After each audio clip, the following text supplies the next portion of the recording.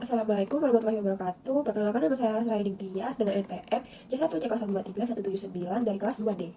Baiklah, di sini saya akan menjelaskan mengenai akuntansi keuangan dan standar akuntansi yang berlaku di Indonesia. Identifikasi adalah aktivitas pertama dalam akuntansi, yaitu menentukan sah atau tidaknya suatu kejadian bisnis. Kejadian bisnis ini dikenal dengan sebutan transaksi dalam bentuk bukti transaksi.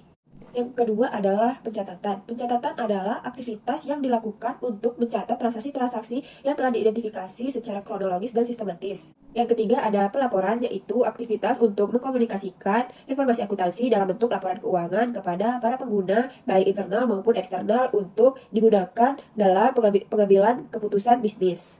Pengguna internal merupakan pihak yang berasal dari dalam perusahaan. Contohnya seperti manajer keuangan, manajer pemasaran, manajer sumber daya, dan ada pimpinan. Sedangkan eksternal merupakan pihak yang berasal dari luar perusahaan seperti kreditor, investor, customer, dan lain sebagainya. Selanjutnya saya akan menjelaskan mengenai standar akuntansi yang berlaku di Indonesia. Standar akuntansi adalah pedoman dan aturan yang mengatur bagaimana transaksi keuangan akan diklasifikasikan, dicatat, dan dilaporkan dalam laporan keuangan.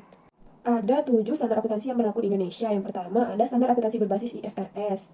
Standar ini adalah standar yang digunakan oleh perusahaan-perusahaan yang terdaftar di Bursa Efek Indonesia.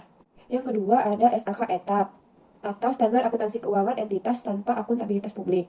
Standar ini digunakan oleh perusahaan emiten atau perusahaan yang tidak memiliki akuntabilitas yang signifikan. Yang ketiga ada SAKEP, atau Standar Akuntansi Entitas Private. Standar akuntansi entitas private dirancang khusus untuk perusahaan yang tidak memiliki akuntabilitas publik.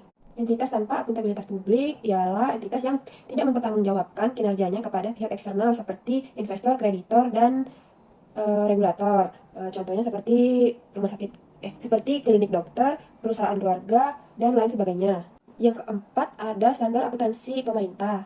Standar akuntansi pemerintah ialah standar yang mengatur pencatatan, penyusunan, perlakuan, dan penyajian laporan keuangan untuk entitas pemerintah, baik pemerintah pusat maupun pemerintah daerah. Standar akuntansi syariah ialah standar yang mengatur pencatatan, penyajian, perlakuan, dan penyajian laporan keuangan berdasarkan aturan-aturan syariah.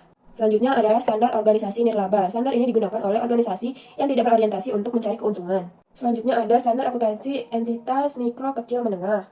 Standar ini dirancang untuk standar akuntansi yang digunakan untuk entitas mikro kecil menengah atau EMKM seperti industri rumah tangga kecil dan menengah.